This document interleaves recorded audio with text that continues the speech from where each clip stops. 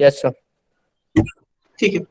So hint for calculating gamma half. Gamma half देखिए क्या है, integral 0 to infinity x to the power minus half e to the power minus x dx।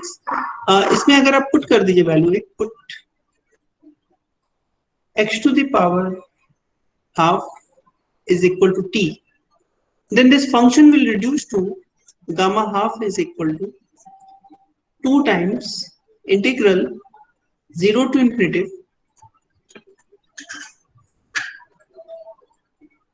e to the power minus t square dt।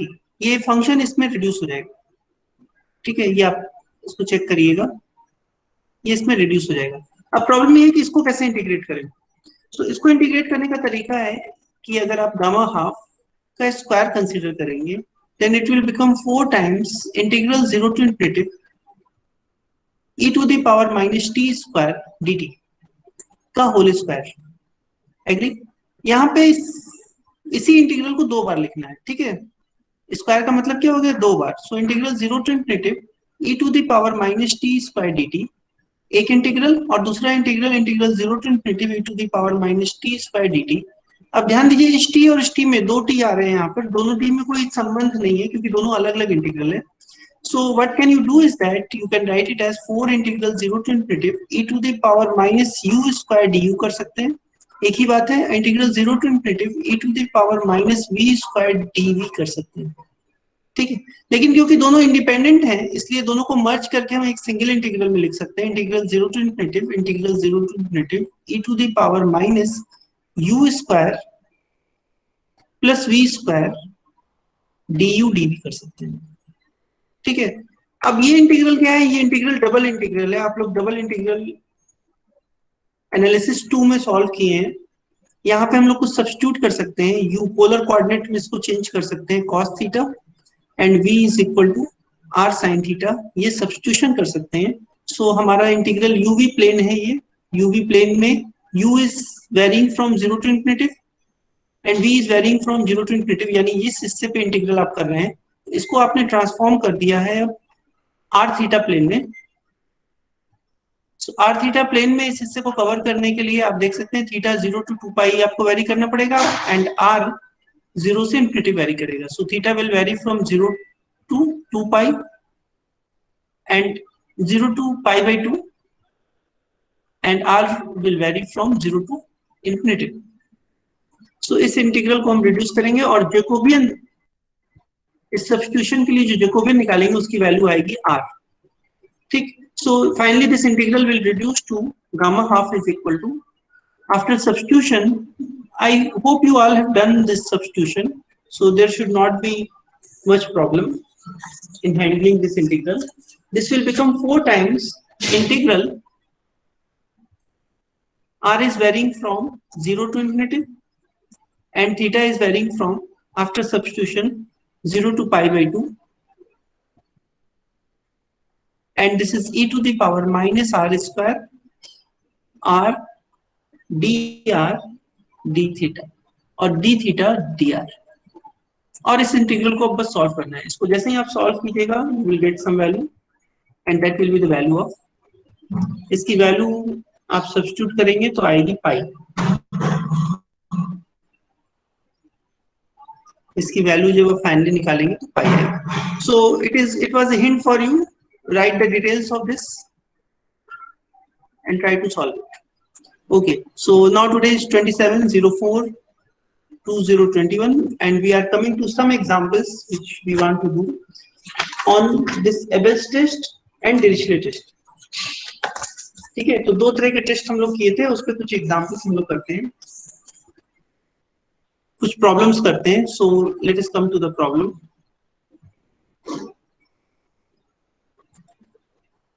एक integral लिया I is equal to 0 to infinity e to the power minus px sin x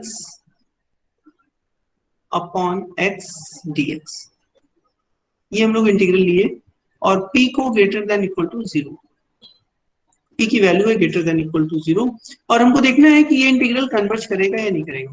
देखिए अभी तक जितने हम लोग integral पहले करते थे उसमें हम लोग पॉजिटिव फंक्शन लेते थे, यानी जो जिसका इंटीग्रल निकाल रहे थे वो पॉजिटिव फंक्शन था। लेकिन अब एबिस टेस्ट या डिरिचलेट टेस्ट में ये कंडीशन नहीं है।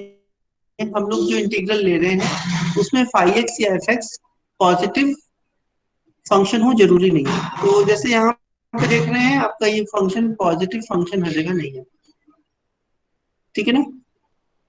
साइन एक्स की वैल्यू क्या है, पॉजिटिव निगेटिव सब आएगी। तो हमारे पास दो टेस्ट हैं हम लोग, आपको याद है टेस्ट? चलिए एक बार रिकॉल करते हैं टेस्ट क्या था। एबल टेस्ट में क्या होता था, दो फंक्शन एफ और फाई होते थे और जो इंटीग्रल फाई को इंटीग्रल एग्जिस्ट करना चाहिए था। तो दोनों के प्रोडक्ट के लिए बाउंडेड मोनोटोनिक होने के साथ टेंस टुवर्ड्स जीरो होना चाहिए था as x is going towards phi infinitive. और दूसरे फंक्शन का इंटीग्रल ना एग्जिस्ट करे तो भी ए से एक्स के बीच में इंटीग्रल एग्जिस्ट करना चाहिए था। पूरा ए से इनफिनिटिव इंटीग्रल एग्जिस्ट ना भी करे, ए से एक्स के बीच में इंटीग्रल एग्जिस्ट करना चाहिए था।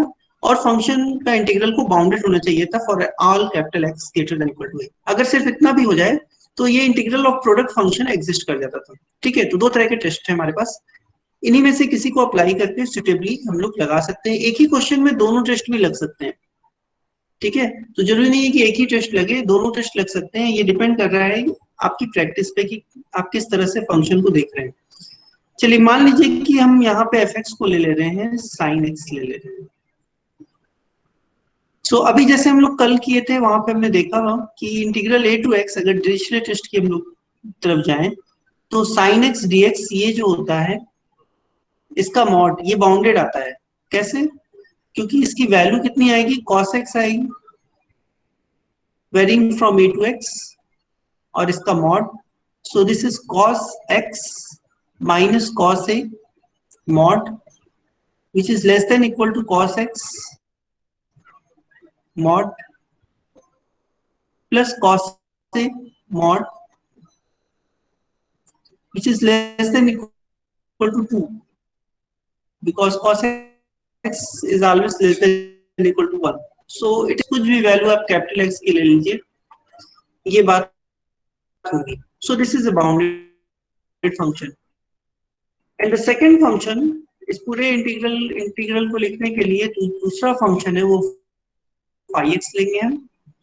ये फंक्शन जो है बाउंडेड और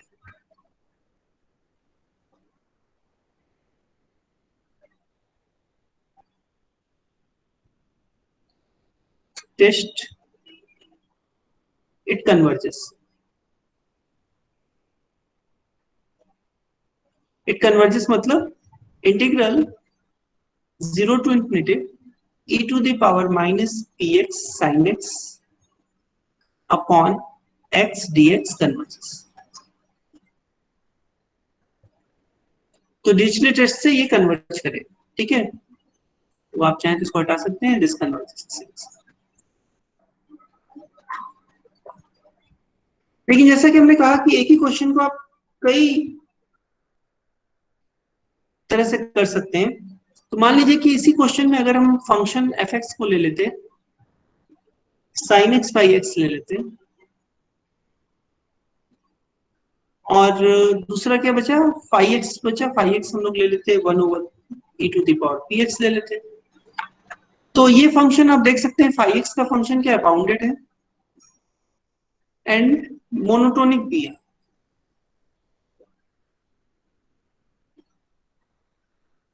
ये फंक्शन बाउंडेड एंड मोनोटोनिक है। और कल जो एग्जांपल हमने किया था उसमें हमने देखा कि ये इंटीग्रल जो है ये इंटीग्रल एग्जिस्ट करता है 0 टू एक्स।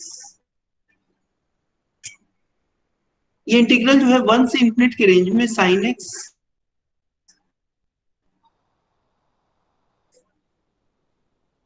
इंटीग्रल कन्वर्ज करता है। लेकिन अगर हम इस इंटीग्रल की बात करें, क्योंकि हमको 0 से लेकर इंफिनिट जाना है, तो 0 से 1 में अगर हम साइन एक्स एक्स को देखें, दिस आल्सो एग्जिस्ट। और यहाँ पे 0 पॉइंट ऑफ इंफिनिट कंटिन्यूटी भी नहीं है because x is going towards 0, this value of this function is 1। सो ये पॉइंट ऑफ इन्फिनिट डिसकंटिन्यूटी नहीं है, ये रीमान इंटीग्रल है और ये एग्जिस्ट करेगा। सो अगर ये एग्जिस्ट करेगा तो integral 0 to infinity sin x upon x dx ये कन्वर्ज करेगा। सो अगर ये कन्वर्ज करेगा तो क्या हो गया, by Abel's test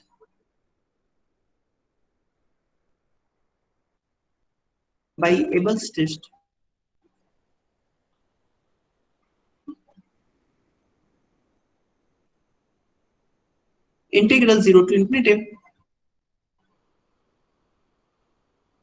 sin x by x, ये इंटीग्रल है। किस तरह से आप फंक्शन को देख रहे हैं और किस तरह से आप सिचुएशन को हैंडल कर रहे हैं। चलिए हम आपको कुछ प्रॉब्लम दे देते हैं। प्रॉब्लम्स आप लोग अपने से इसको करने की कोशिश कीजिएगा।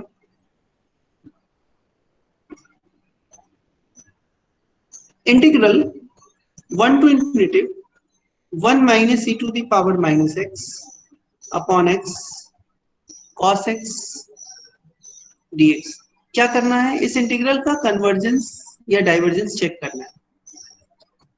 So this problem number 1 2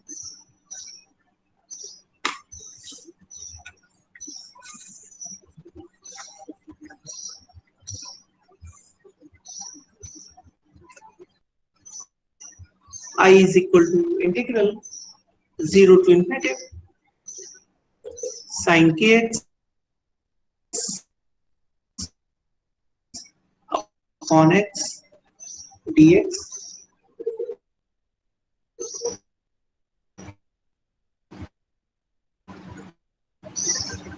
third,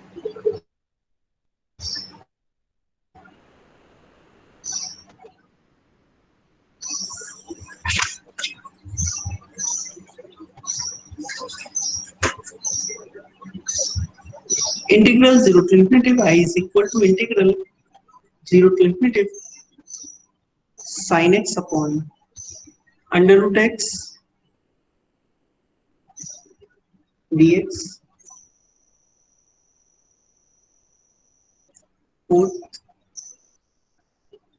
integral 0 to infinity cos x square dx।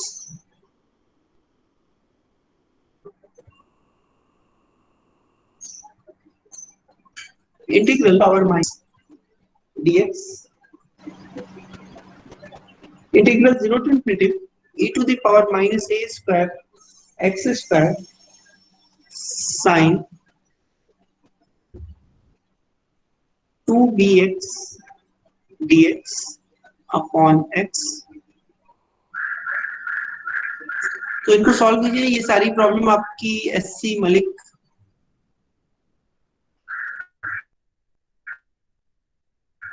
And Savita Arora book में मिल जाएगी, mathematical analysis bye SC Malik and Savita Arora. ये प्रॉब्लम वहीं से ली गई है, वहां से आप इसको देख सकते हैं। 5वां number question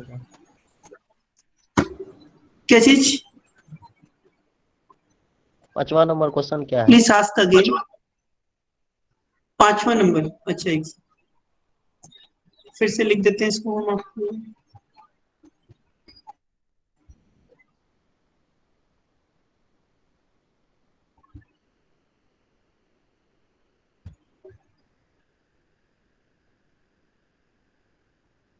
integral 0 to infinity e to the power minus a square x square cos bx, ये b है,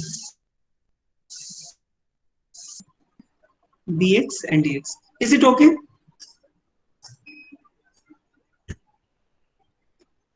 Is it okay? यस। चलिए अब हम लोग आते हैं यूनिफॉर्म कन्वर्जेंस। ठीक है, uniform convergence and point wise convergence of sequence of function. तो पहले समझते हैं सीक्वेंस ऑफ फंक्शंस क्या होते हैं। सीक्वेंस हम लोग पढ़े हैं, जैसे रियल नंबर में क्या पढ़े, सीक्वेंस पढ़े। लेकिन अब हम लोग सीक्वेंस ऑफ फंक्शन की बात कर रहे हैं, सीक्वेंस ऑफ फंक्शंस।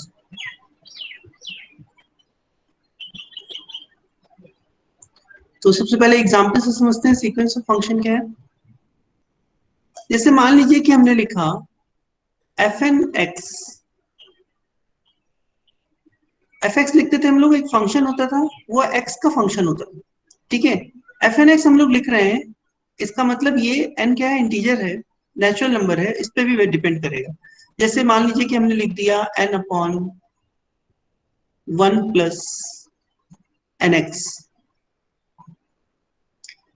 तो यहाँ पे क्या हो रहा है, यहाँ पर जैसे ही हम, या मान लीजिए हमने लिख दिया f n x is equal to x to the power n. तो ये क्या है, ये दो चीज पे डिपेंड कर रहा है, एन पे और एक्स पे। एन की वैल्यू 1 लेंगे, f1x बन गया। f1x क्या बन गया, 1/1 + x। एन की वैल्यू अगर 2 लेंगे तो क्या बना, f2x। ये क्या हुआ, 2/1 + 2x। ठीक है। तो जैसे जैसे हम n बदल रहे हैं, n is an integer, n is an natural number, n एक नेचुरल नंबर है।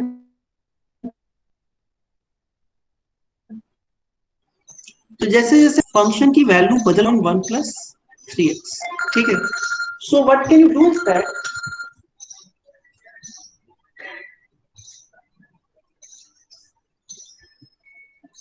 What can we do is that, ये जो x है वो क्या है, x किसी रेंज में ले सकते हैं, x मान लीजिए किसी इंटरवल ab पे लिया गया है। सो एफ एन एक्स क्या हो गया, एफ एन एक्स एक सीक्वेंस ऑफ फंक्शन हुआ, सिर्फ एक फंक्शन नहीं है, ये सीक्वेंस ऑफ फंक्शंस हो गया। एन की वैल्यू जैसे जैसे चेंज करेंगे एक नया फंक्शन मिलता जाएगा। So that's why it is called sequence of function. So f n x, जैसे कि नंबर्स का सीक्वेंस हम लोग पढ़ते थे, वैसे ये सीक्वेंस क्या है, फंक्शन का सीक्वेंस है। सो ये क्या है, f1x एक फंक्शन, पहला फंक्शन हो गया, दूसरा फंक्शन हो गया f2x, तीसरा फंक्शन हो गया f3x, f4x and so it is called sequence of function. इसी तरह यहाँ पे देखिए fnx, तो f1x अगर हम लिखेंगे तो x आएगा, f2x लिखेंगे तो x² आएगा, f3x लिखेंगे तो x³ आएगा एंड सो। इसी को अगर हम ग्राफ से देखने की कोशिश करें तो f1x कैसा दिखेगा,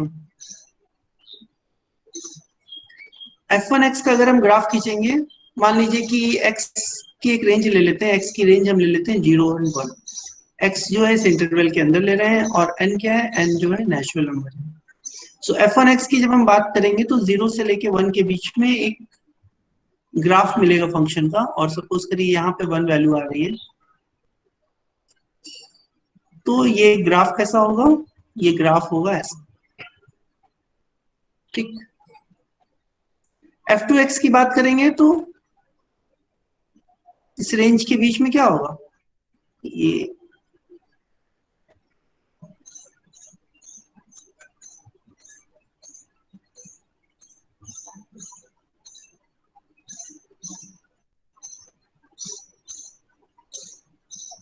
let me draw it again.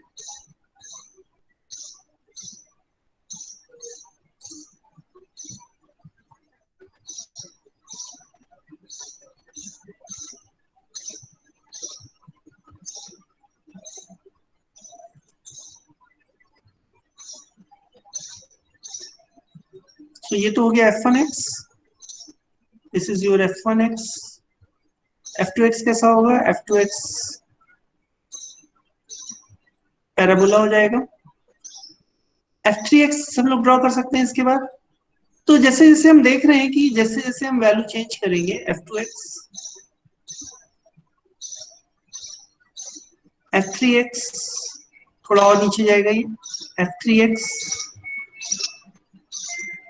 So in this way जैसे जैसे हम लोग वैल्यू चेंज करेंगे क्या होगा, फंक्शन की वैल्यू चेंज, मतलब ये फंक्शन क्या हो रहा है हमारा, जैसे जैसे n की वैल्यू हम चेंज करें अलग अलग फंक्शन मिलता जा रहा है, ठीक। Is it okay, sequence of function समझ रहे हैं आप लोग। यस और नो में बताइए जल्दी से। Are you able to understand what do you mean by sequence of functions? Yes. Okay, ठीक है, तो सीक्वेंस ऑफ फंक्शन हो गया। अब हम लोग डिफाइन करते हैं इसके पॉइंट वाइज कन्वर्जेंस का क्या मतलब होता है। सो पॉइंट वाइज कन्वर्जेंस,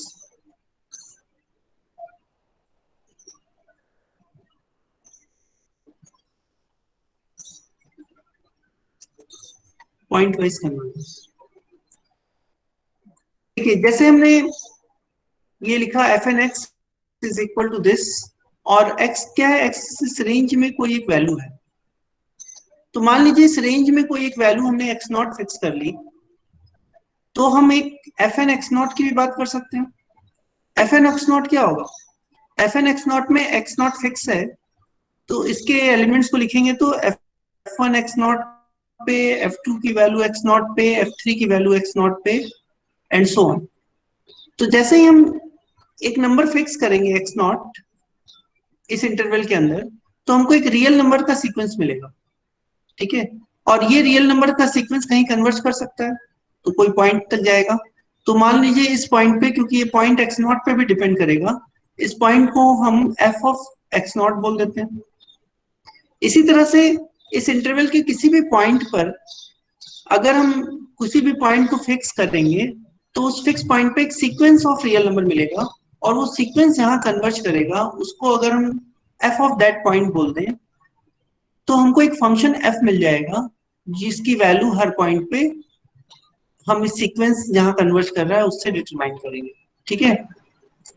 तो ये जो फंक्शन एफ होगा, इसी फंक्शन एफ को हम लोग बोलेंगे कि f n is converging to f, point wise, हर पॉइंट पर ये कन्वर्ज करना है। चलिए इस बात को हम लोग लिख लेते हैं। सो पॉइंट वाइज कन्वर्जेंस लिखते हैं। So suppose f N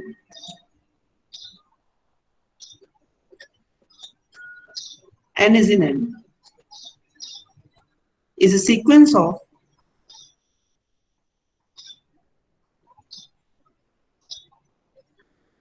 functions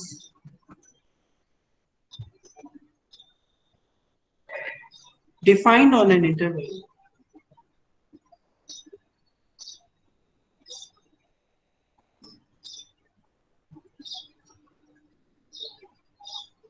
I, और मान लीजिए आई को हमने ले लिया क्लोज इंटरवल, ठीक। The function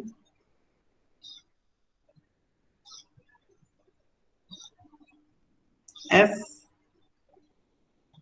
on AB or f from AB to R defined as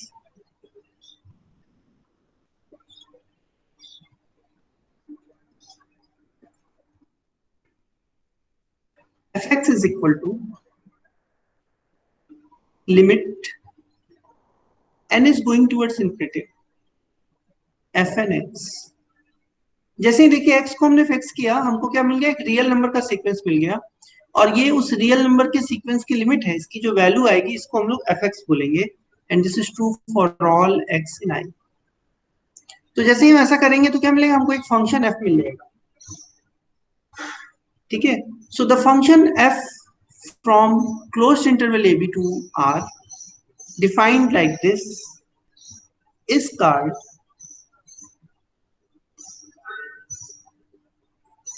as the limit or pointwise limit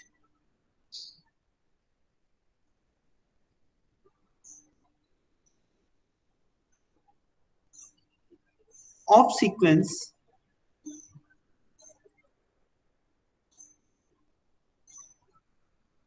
fn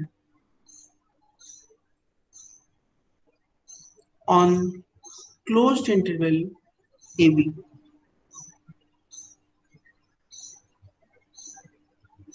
and the sequence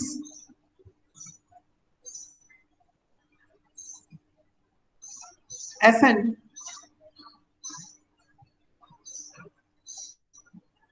is said to be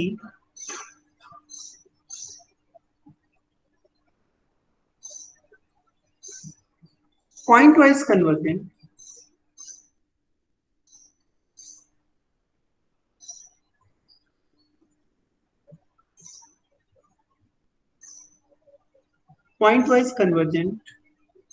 to f on AB। ठीक है, तो ये जो sequence of function दिया था f n x, sequence of function था, उसको हम लोग बोलेंगे कि sequence of function pointwise converge कर रहा है एफ के। ठीक है, is it okay? Definition okay है? Do have any problem, anything you want to ask? Sir एक बार फिर से रिपीट कर। अच्छा ठीक।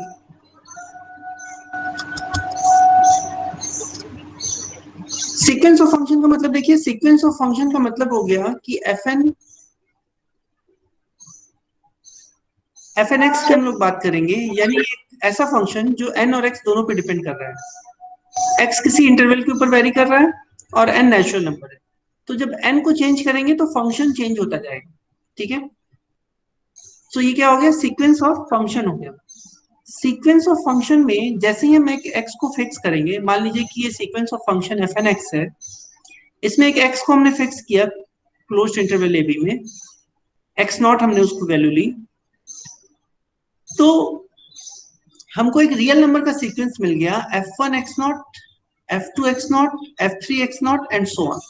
ठीक है, जैसे मान लीजिए इसी में हमने एक x नॉट को फिक्स कर लिया होता उस इंटरवल के अंदर, सपोज करिए कि इंटरवल हमारा कुछ होता 2 3 होता, और उसके अंदर x को हमने 2 फिक्स कर लिया होता, x इज इक्वल टू 2, तो हमको क्या मिलता है? एक रियल नंबर का सीक्वेंस मिलता है 1/3, 2/5, 3/7 एंड सो ऑन। तो क्या मिला हमको? एक रियल नंबर का सीक्वेंस मिला। तो हर x की फिक्स वैल्यू के लिए एक रियल नंबर का सीक्वेंस मिलेगा, तो वो सीक्वेंस जहां पे कन्वर्ज करेगा उसको हम लोग बोलेंगे f ऑफ x नॉट, अगर वो कन्वर्ज करेगा तो। ठीक, तो इस तरह से हर पॉइंट के लिए वो सीक्वेंस जहां कन्वर्ज करेगा उस वैल्यू को हम लोग fx वैल्यू डिफाइन कर देंगे, और वो जो फंक्शन f मिला इसी को हम लोग बोलते हैं point wise convergence.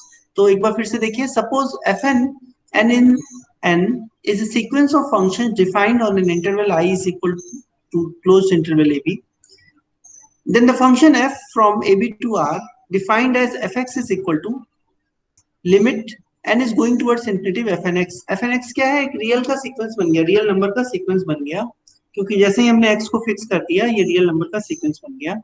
For all x in i, her x के लिए इस तरह से हम ले सकते हैं।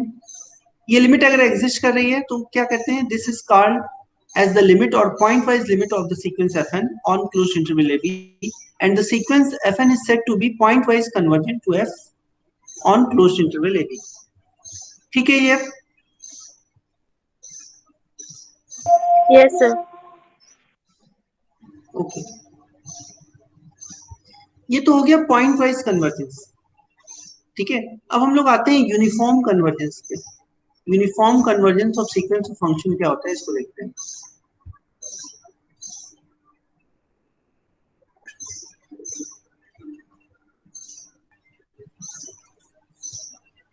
अच्छा, एक चीज और लिख देते हैं यहाँ पे, वी डिनोट इट एज, जो पॉइंट वाइज कन्वर्जेंस उसको कैसे डिनोट करेंगे? वी डिनोट इट एज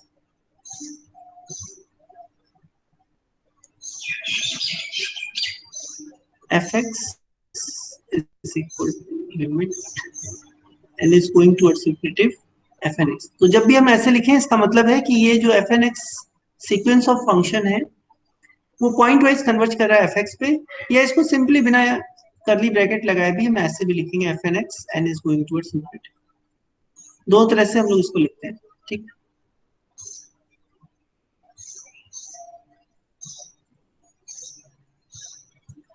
सो जैसे ही हमने यहाँ पे x की वैल्यू पुट की, क्या हो गया? ये x की वैल्यू फिक्स करने के बाद ये एक रियल नंबर का सीक्वेंस हो गया, और ये एक्चुअल में उस रियल नंबर सीक्वेंस की जो लिमिट आई उसको हम लोग ने कह दिया fx। ठीक है, तो अगर आपको याद हो लिमिट की डिफिनीशन, तो हम लोग लिमिट की डिफिनीशन क्या होती थी? given epsilon greater than 0, given an epsilon greater than 0, there exists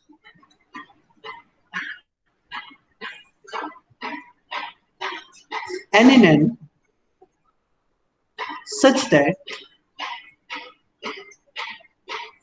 for all n greater than equal to n, mod of fnx minus fx is less than epsilon. ठीक है, लेकिन यहाँ पे क्या होता है, यहाँ पे ये जो इस एप्सिलॉन के लिए जो n मिला वो x के साथ चेंज हो सकता है, क्योंकि जैसे ही x चेंज होगा हमारा रियल नंबर का सीक्वेंस चेंज हो जाएगा. ठीक है, तो इस डिफिनीशन में कहीं ये नहीं कहा गया कि पूरे इंटरवल के ऊपर हम एक फिक्स कैपिटल N से काम चला सकते हैं. ठीक है ना, this capital N depends upon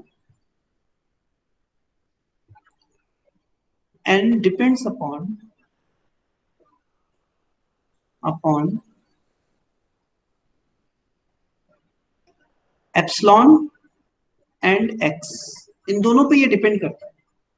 ठीक है, लेकिन अब हम डिफाइन करने जा रहे हैं यूनिफॉर्म कन्वर्जेंस. यूनिफॉर्म कन्वर्जेंस में क्या होता है कि जब इस n को चुनने के लिए हमको x की जरूरत ना पड़े, सिर्फ ये एप्सिलॉन पे डिपेंड करे, तो वहां पे कन्वर्जेंस को बोलते हैं यूनिफॉर्म कन्वर्जेंस. तो चलिए डिफाइन करते हैं uniform convergence.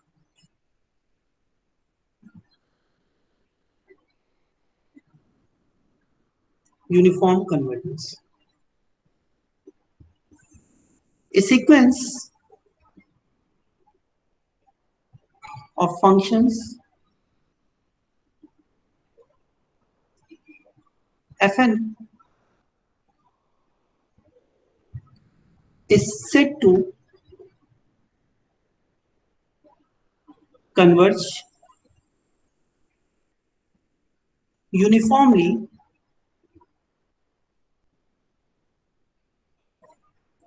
on closed interval AB to a function f if for any epsilon greater than 0 and for all x in closed interval AB, there exists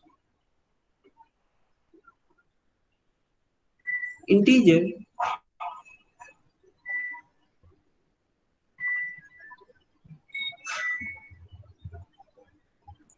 n such that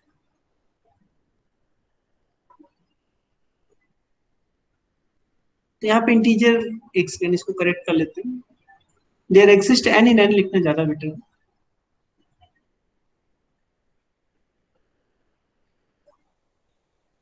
there exist n in n such that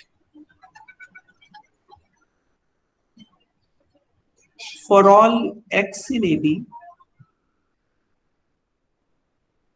mod of fnx minus fx is less than epsilon for all n greater than n. ठीक है, दोनों definition में कितना अंतर है, बस इतना ही अंतर है कि कोई एप्सिलॉन दिया हो तो एक n मिल रहा है कैपिटल N कि उसके ऊपर के जितने n है उन n के लिए fnx और fx के बीच का जो डिस्टेंस है वो एप्सिलॉन से कम हो जाएगा. लेकिन यूनिफॉर्म कन्वर्जेंस में क्या किया गया, यूनिफॉर्म कन्वर्जेंस में जो हमारा कैपिटल N मिल रहा है वो इंडिपेंडेंट ऑफ x मिल रहा है. यहाँ पे x के साथ ही वेरी कर सकता था, अलग अलग x के लिए अलग अलग कैपिटल N मिलता. लेकिन यूनिफॉर्म कन्वर्जेंस में क्या है, यूनिफॉर्म कन्वर्जेंस में हर x के लिए वो काम करेगा. यानी given epsilon you can choose a capital N such that that capital N will work for all x.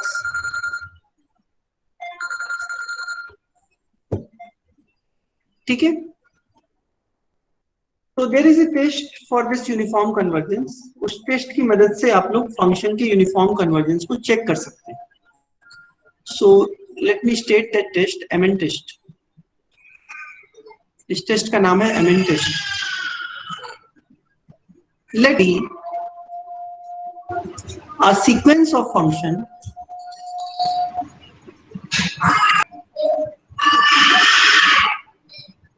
such that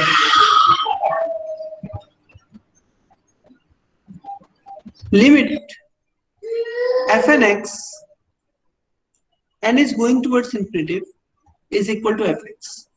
मतलब fx क्या है? fx जो है पॉइंट वाइज कन्वर्जेंस है। लिमिट लिखा हमने, यानी पॉइंट वाइज कन्वर्जेंस हो रहा है। x belongs to interval ab। let mn be the supremum of mod of fn x minus fx x belongs to ab। इस इंटरवल के अंदर जो fn x है और fx है, उनके बीच का जो डिफरेंस है, उस डिफरेंस का हम लोग सुप्रीमम निकालेंगे, और उस सुप्रीमम की जो वैल्यू आएगी उसको mn से डिनोट करेंगे। यहाँ पे देखिए x वेरी कर रहा है a से b रेंज के अंदर, तो इसका मतलब सुप्रीमम जब हम निकालेंगे तो उसमें x नहीं होगा, उसमें सिर्फ n मिलेगा। ठीक है, अगर हम ऐसा कर लिए उसके बाद then fn converts to f uniformly on AB if and only if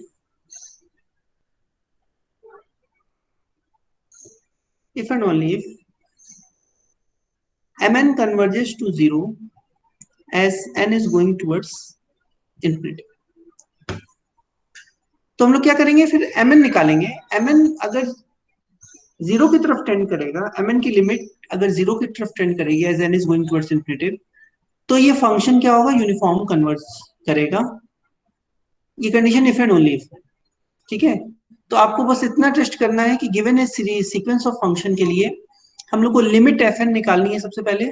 इससे fx की वैल्यू मिलेगी, इसकी मदद से हम लोग mn निकालेंगे। mn निकालने के बाद mn की लिमिट निकालेंगे, n is going towards infinity. अगर ये 0 आ गई तो फंक्शन यूनिफॉर्मली कन्वर्ज करेगा f की तरफ, अदरवाइज फंक्शन यूनिफॉर्मली कन्वर्ज नहीं करेगा। ठीक है, तो हम लोग इसको प्रॉब्लम करके समझ सकते हैं। चलिए प्रॉब्लम करते हैं इसको।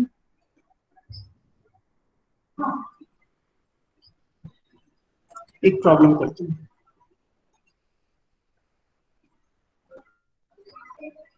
चलिए, तो एक फंक्शन ले लेते हैं fn x।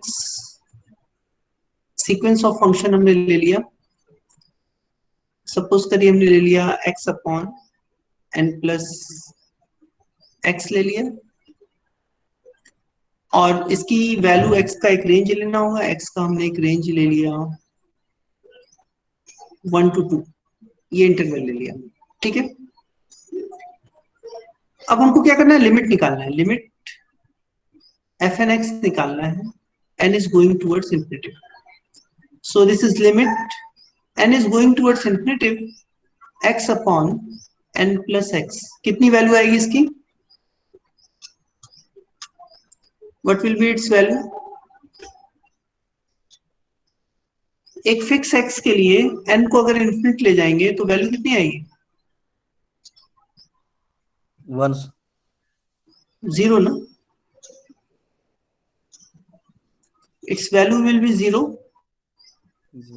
n इन्फिनिट जाएगा तो डिनोमिनेटर इन्फिनिट चला जाएगा, और x फिक्स नंबर है, तो क्या हुआ, डिनोमिनेटर इन्फिनिट गया तो पूरा x फ्रैक्शन क्या हो गया, 0 की तरफ जाएगा। So it's limit is 0। So this is the value of fx and this is true for all x। Her x के लिए ऐसा होगा, for all x in interval 1 2। इसका मतलब fx जो फंक्शन f बन रहा है वो हर पॉइंट पे 0 वैल्यू दे रहा है। Now you will calculate mn। So mn कैसे कैलकुलेट करेंगे, सुप्रीमम लिखेंगे हम लोग, मॉड लिखेंगे, ऊपर हम लोग ने मॉड लिखा था, हाँ, supremum of mod of f N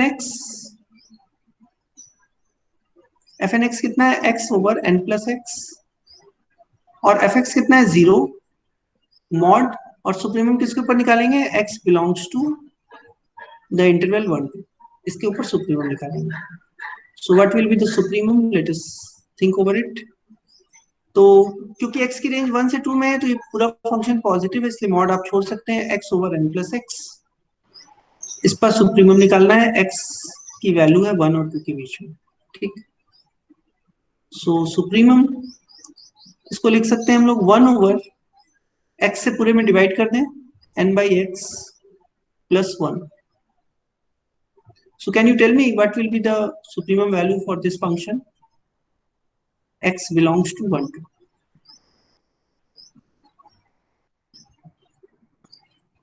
X की वैल्यू जैसे जैसे बढ़ेगी ये फ्रैक्शन क्या होगा, छोटा होगा, और ये फ्रैक्शन जैसे जैसे छोटा होगा ये पूरा एक्सप्रेशन क्या होगा, बड़ा होगा. Do you agree at this point?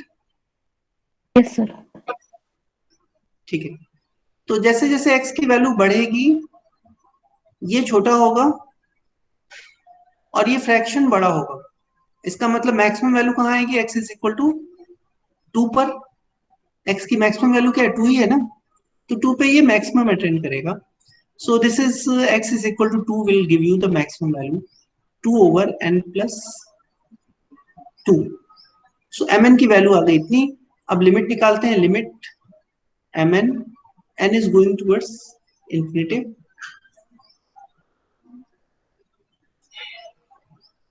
and this is what, कितनी आएगी limit, what will be limit, 0. limit yes, n is going towards infinity 2 over n plus 2, this is 0.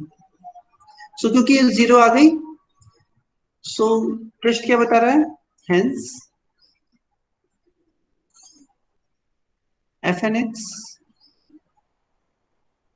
converges to 0. 0 क्या है हमारा, एफ एक्स है, uniform. ठीक है, तो point wise convergence निकालने के लिए सिर्फ आपको इतना करना है, यहाँ पे जो हमने पहला स्टेप किया है ये पॉइंट वाइज कन्वर्जेंस दिखा रहा है, ये जो स्टेप किया वो पॉइंट वाइज कन्वर्जेंस का कैलकुलेशन था. सो एक फंक्शन हमको एफ एक्स मिला जिसकी वैल्यू हमने यहाँ से निकाली, एफ एक्स की वैल्यू 0 आ रही है, इसका मतलब f n x is converging to f x pointwise. लेकिन अब ये कन्वर्जेंस यूनिफॉर्म है या नहीं, इसको टेस्ट करने के लिए क्या करना है, हमको एम एन निकालना है. एम एन निकालने के बाद इसकी सुप्रीमम वैल्यू निकालनी है, और सुप्रीमम वैल्यू निकालने के बाद हमको limit n is going towards infinity, m n निकालने के लिए हमको इस फंक्शन का सुप्रीमम वैल्यू निकालनी है. तो एम एन निकल आया, और एम एन निकालने के बाद हम n is going towards infinity limit निकालेंगे. अगर ये 0 आ गई तो फंक्शन यूनिफॉर्मली कन्वर्ज कर रहा है. ठीक है, so hence f n x is going towards 0 as f x going towards 0 uniformly. ठीक है, तो इस पे हम लोग और प्रॉब्लम करते हैं.